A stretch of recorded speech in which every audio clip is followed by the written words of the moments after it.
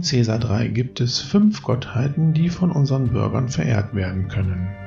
Alle Gottheiten achten sehr darauf, wie stark sie von den Bürgern entsprechend verehrt werden, und sie sind untereinander sehr, sehr eifersüchtig, was die Gleichberechtigung der Verehrung betrifft. Verehrt werden die Gottheiten in ihren jeweiligen Tempeln, und die können wir hier unter den religiösen Gebäuden finden. Es gibt die kleinen Tempel, die großen Tempel und die Orakel. Die kleinen Tempel sind 2x2 Felder groß. Die können, wie gesagt, zur jeweiligen Gottheit entsprechend ausgesucht und entsprechend errichtet werden. Die großen Tempel sind 3x3 Felder groß, brauchen allerdings zum Errichten 2 Karren Marmor, die wir jetzt hier natürlich noch nicht haben. Das Orakel dient zur Verehrung aller Gottheiten. Auch dieses Gebäude benötigt 2 Karren Marmor. Während die Tempel Priester aussenden, schickt das Orakel keine Priester aus. Es dient ausschließlich zur Verehrung aller Gottheiten für die Bürger. All diese Gebäude haben eine starke positive Wirkung auf die Attraktivität der Stadt. Zudem steigt die Kulturwertung mit ausreichender Anzahl von Tempelanlagen. Denn je mehr Bürger wir haben, desto mehr Tempel benötigen wir, um für alle Bürger religiöse Kultstätten zur Verfügung zu stellen. Bevor ich jetzt die einzelnen Gottheiten nochmal vorstelle, gehen wir hier zu dem Berater und schauen uns den sogenannten Religionsberater hier mit dem Blitz an, und der gibt uns Auskunft über unsere Gottheiten und wie diese Gottheiten zu unserer Stadt stehen. Wir haben hier die Namen der Gottheiten und für was diese Gottheiten stehen. Und wir sehen, wie viele kleine Tempel oder große Tempel wir haben, wann das letzte Fest war, was zu Ehren der Gottheit gefeiert worden ist, und wie der Status der Götter zu unserer Stadt ist. Und wir sehen, da wir keine Tempel haben, sind unsere Götter zurzeit unzufrieden. Und das kann sich ändern, wenn wir weiterhin keinen Respekt zollen, indem wir keine Tempel bauen oder Feste feiern. Um Feste zu feiern, müssen wir zu unserem Unterhaltungsberater hier mit der Maske. Wenn wir da draufklicken, hier unten können wir halt entsprechend die Feste einstellen, und wir sehen, wie lange das letzte Fest schon her ist. Und wenn wir hier draufklicken, können wir eine der Gottheiten aussuchen und hier das Fest aussuchen. Wir haben 3 Möglichkeiten vom kleinen, großen oder gewaltigen Fest. Diese unterscheiden sich in A, der Preis, der übrigens mit jedem Fest, was abgehalten wird, natürlich steigt. Mit Ressourcen, die wir für das Fest brauchen, das bezieht sich aber nur auf das gewaltige Fest. Hier brauchen wir zum Beispiel Wein. Auch dieses steigt mit jedem gewaltigen Fest, was wir abhalten. Die Wirkung auf die Gottheit, zu dessen Ehren ja das Fest abgehalten wurde, ist natürlich auch unterschiedlich. Ein gewaltiges Fest imponiert der Gottheit natürlich mehr als ein kleines Fest.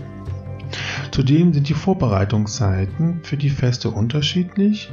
Ein kleines Fest braucht natürlich nicht so lange wie zum Beispiel ein großes oder ein gewaltiges Fest. Egal welches Fest wir feiern, es hebt auf jeden Fall die Stimmung der Bürger, und man sollte ein Jahr warten, damit das Fest die gleiche Wirkung auf die Gottheit hat wie das davor.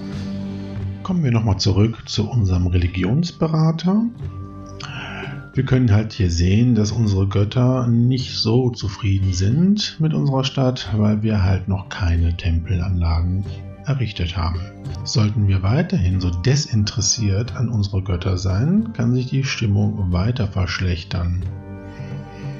Wie wir hier zum Beispiel sehen, wenn wir weiterhin nicht auf unsere Götter eingehen, kann die Gottheit sehr ungehalten werden.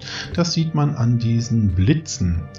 Und wenn schon ein Blitz zu sehen ist, kann man damit rechnen, dass diese Gottheit unsere Stadt mit einer kleinen Strafe heimsuchen wird. Wenn uns das weiterhin nicht interessiert, kann es einen zweiten Blitz oder einen dritten Blitz geben. Beim dritten Blitz ist nichts mehr zu machen. Die Gottheit ist so erbost über unsere Stadt, dass sie uns mit einer großen Strafe heimsuchen wird. Aber es geht auch anders. Wir können Tempel bauen und Feste feiern und unsere Gottheiten sind zufrieden. Wie wir hier sehen, sind alle erfreut. Und wenn sie zu Genüge verehrt werden, können wir eventuell sogar einen Segen bekommen von der Gottheit. Nun werde ich die 5 Gottheiten in Caesar 3 vorstellen. Die erste Gottheit ist Ceres.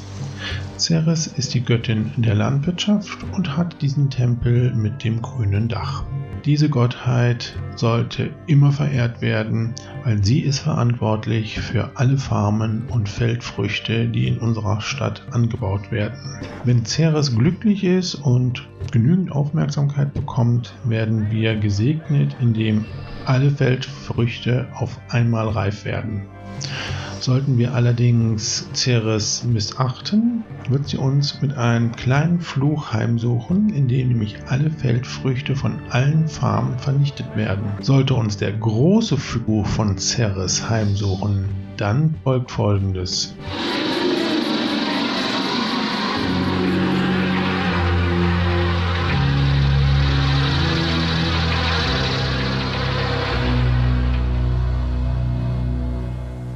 Alle Feldfrüchte sind zerstört und es dauert mehrere Monate, bis wieder neue Früchte auf den Feldern wachsen können. Der nächste Gott ist Neptun, hier mit seinem schönen blauen Dach des Tempels. Neptun ist der Gott der Meere und wacht über die Seeleute in der Provinz, die auf Handelsschiffen und Fischerbooten unterwegs sind. Auch hier müsst ihr aufpassen, wenn ihr Handelsrouten zur See habt und Fischerei betreibt, solltet ihr diese Gottheit nicht missachten. Ein Segen dieser Gottheit ist eine ruhige See und gute Überfahrt der Schiffe. Neptun fackelt nicht lange, wenn er nicht entsprechend verehrt wird. Hier gibt es keinen großen oder kleinen Fluch.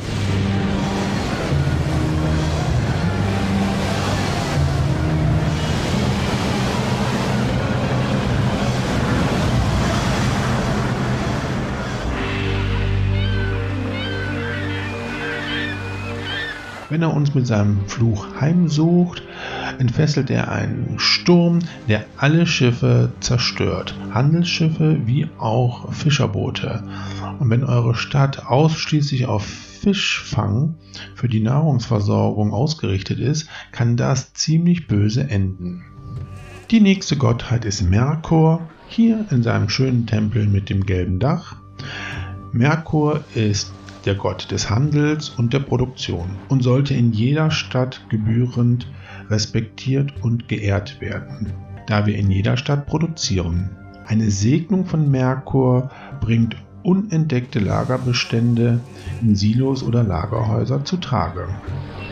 Ein kleiner Fluch hingegen lässt Lagerbestände in Silos und Lagerhäuser verschwinden.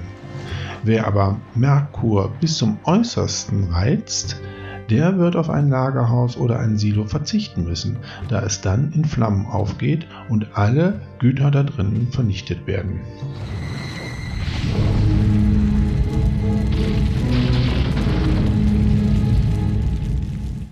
Die nächste Gottheit ist Mars, Gott des Krieges, hier mit der großen Statue vor seinem Tempel. Überall, wo wir militärisch aktiv sein müssen, um das Imperium oder unsere Stadt zu verteidigen und wir militärische Einrichtungen haben, sollte diese Gottheit gebührend respektiert und verehrt werden. Ein Segen von Mars bringt uns einen Schutzgeist, der die Stadt beschützt. Sollten Feinde es wagen, unsere Stadt anzugreifen, wird der Schutzgeist einige der feindlichen Krieger dahinraffen. Sollten wir Mars allerdings nicht gebührend respektieren, wird er uns mit einem kleinen Fluch heimsuchen, in dem die Moral unserer Legionäre und anderen Truppen reduziert werden. Sollten wir den Zorn von Mars auf uns bringen, wird er uns mit einem großen Fluch heimsuchen.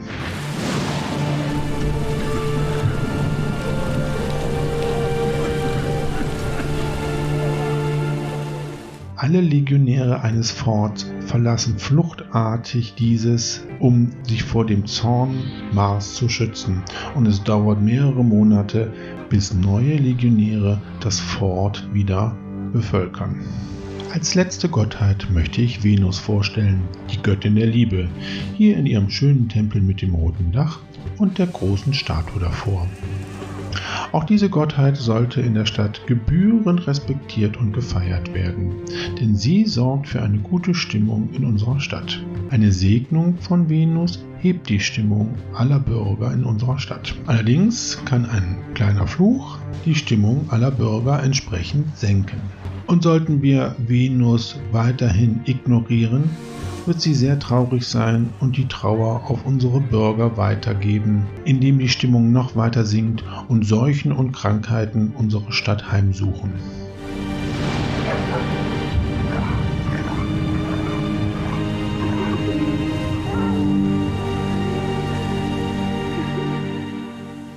Ich habe jetzt für jede Gottheit einen Tempel in der Stadt errichtet.